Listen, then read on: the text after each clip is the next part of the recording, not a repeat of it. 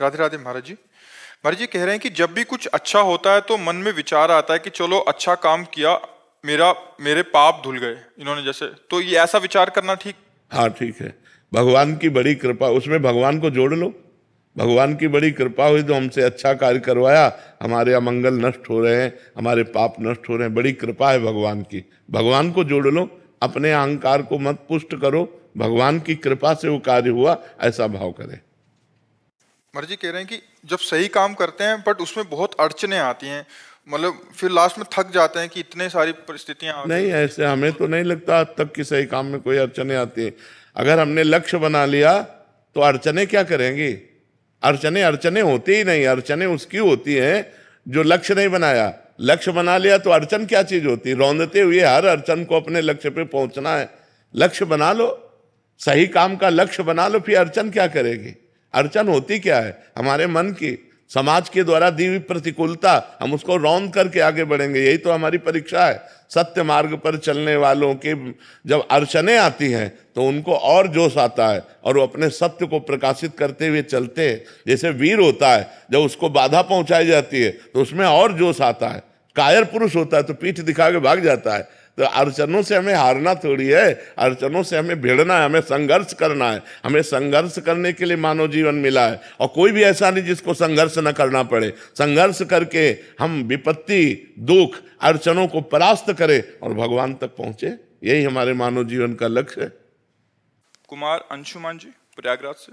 राधे राधे। राधे राधे महाराज जी।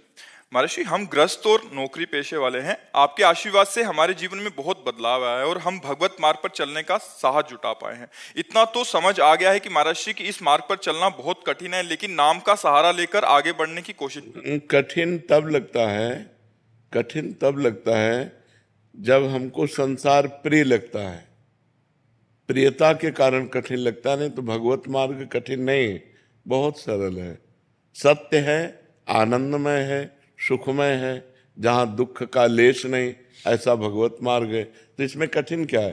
कठिन तो संसार का मार्ग है, छल है, कपट है, चिंता है, शोक है, भय है, दुख है, मृत्यु है, ये कठिन मार्ग है। लेकिन इसको हम सरल समझ रहे हैं। विचार करके देखिए, सुखद मार्ग कठिन कैसे हो सकता है?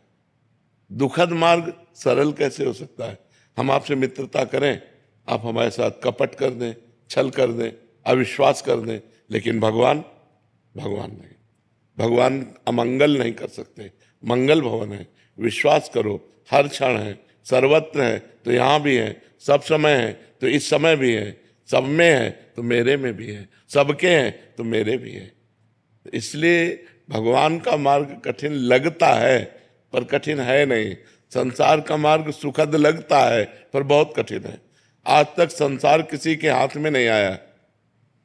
बड़े बड़े हो गए, सम्राट हो गए, राजा हो गए, किसी के हाथ नहीं आया। सब खाली हाथ गए कि नहीं गए? और जो सतमार्ग में चला, सतमार्ग उसके हाथ में आया। भजन, साधन, तपस्या, लोकांतर में जहां भी जाएगा उसका सम्मान होगा, वो सुख प्राप्त करेगा। लेकिन जिसने अध्यात्म को स्वीकार नहीं किया, केवल लौकिक मार्ग को स्वीकार किया, मरने के बाद उसके हाथ क्या है? एक बार सिकंदर विजय करके जा रहा था तो एक संत नाचने लगे सामने। तो उसने कहा, क्यों नाच रहे हो? बोले, आज मुझे वीर बहादुर मिला है, वो तुम काम कर सकते हो जो आज तक किसी ने नहीं किया। बोले, हाँ बोलिए। तो एक सुई निकाली, कहा, मेरे कपड़े फट जाते हैं तो मैं एक सुई रखता हूं, क्या परलोक में मुझे ये सुई आप ले जाकर दे सकते हैं? तो उनका, मूर्ख हो क्या, परलोक में कोई कुछ ले जाता है क्या?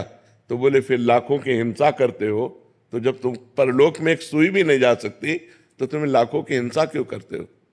उसी दिन से दिमाग आ गया और उसने कहा, जब सिकंदर मरे तो दोनों हाथ अर्थी के बाहर कर देना कि सब लोग देख ले, इतना पराक्रमी वीर भी यहां से कुछ नहीं लेके जा रहा है। तो हाथ लगने वाली चीज तो अध्यात्म है, सुख देने वाली वस्तु तो भगवान के मार्ग की नाम, लीला, गुण, धाम, ये सब सुख देने वाली है। महाराज जी मेरा एक प्रश्न था, मैं जानना चाहता हूं कि हमें करता नहीं है, हम दृष्टा बन के जीवन जीना चाहिए, किंतु उस नहीं जी पाओगे अभी। जब तक भजन नहीं होगा तब तक दृष्टा कैसे बन सकते हो? शरीर में पीड़ा है तो भोक्ता बन करके भोगना पड़ेगा जब तक भजन के द्वारा वो स्थिति नहीं प्राप्त हुई है। जब भजन होता है और वो स्थिति प्राप्त होती है तो ऐसे पीड़ा महसूस होती जैसे दूसरे शरीर में, उनके शरीर में पीड़ा है तो मुझे लग रहा है इनके शरीर में पीड़ा है, लेकिन वो व्यथित नहीं होता। काम आ रहा है तो हमारे अंदर नहीं आ रहा, वो मन के अंदर आ रहा है, हम उसके दृष्टा हैं, उसको कंट्रोल कर सकते हैं। अभी हमारे अंदर आता है ना कि हम ये भावना कर पाते हैं कि मन में काम आ रहा है। अगर हम कुछ देखना चाहते हैं तो ये भाव नहीं आता कि मेरी नेत्रेंद्री देखना चाहती है, भावता मैं देखना चाहता हूँ। बस ये जब तक मैं मन और इंद्रियों से जुड़ा है तब तक दृष्टा भाव नहीं सिद्ध हो सकता।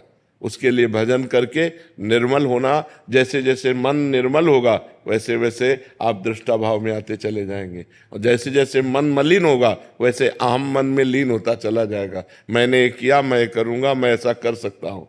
समझ पा रहे हैं आप? अनुज सिंगल जी आगरा से।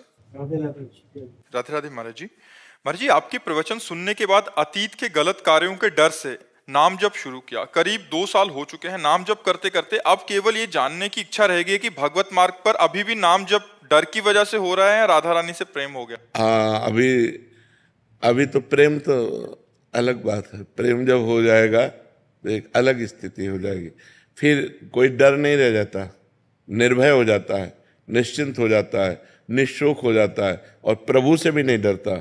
और प्रभु से कहता है यत्र यत्र मम जन्म कर्म वीर नारके परमे पदे अथवा राधिका रति निकुंज मंडली तत्र तत्र हृदय में विराजताम। हे प्रभु, मैं आपसे ये नहीं मांगता कि मुझे नरक मत भेजना, मुझे चाहे नरक भेजना चाहे परम पद भेजना, मुझे इसकी परवाह नहीं, पर आप अपने परिकर सहित मेरे हृदय में रहें। जहाँ भी रहूं मैं आपकी याद करता रहूं, आपकी याद में रोता रहूं, कहीं भी भेज दो आप। उसका डर खत्म हो जाता है। जब प्रेम आता है तो नरक से भी नहीं डरता, बस एक बात मांगता है कि मैं कभी आपको भूलूं नहीं। बिसरी हो ना बिसारी हो यही दान मुहि देव, श्री हरिवंश के लाडिले मुहि अपनी कर ले। हे लाडिले ठाकुर राधा वल्लभ लाल, मुझे अपना बना लो, मैं आपको भूलूं नहीं और आप भी हमें ना भूलें, और जहाँ मना हो वहाँ भेज दो, मुझे कोई डर नहीं है।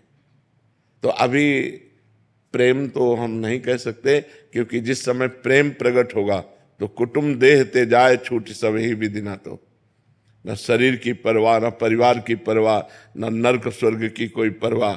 नरक स्वर्ग अपवर्ग आस नहीं त्रास है, जा राखो ता रहो मान सुख रास है। न स्वर्ग की अपवर्ग मोक्ष की चाह नहीं है और नरक से कोई भय नहीं है। निरंतर भगवान का भजन तो अभी चलता रहे। अगर ये निरंतर चलाते रहोगे तो प्रेम आ जाएगा, फिर आसक्ति हो जाएगी, फिर भजन के बिना जिया नहीं जाएगा। कोई चाह नहीं है पर भजन हम नहीं छोड़ सकते, भजन के बिना हम जी नहीं सकते, ऐसी स्थिति आ जाएगी। बहुत मंगलमय है, भगवान की बड़ी कृपा है कि आप भगवान के नाम में लग गए। देख लेना, बहुत आनंद हो जाएगा। लोक और परलोक सब सुखी हो जाओगे, इस लोक में भी सुख और परलोक में भी सुख।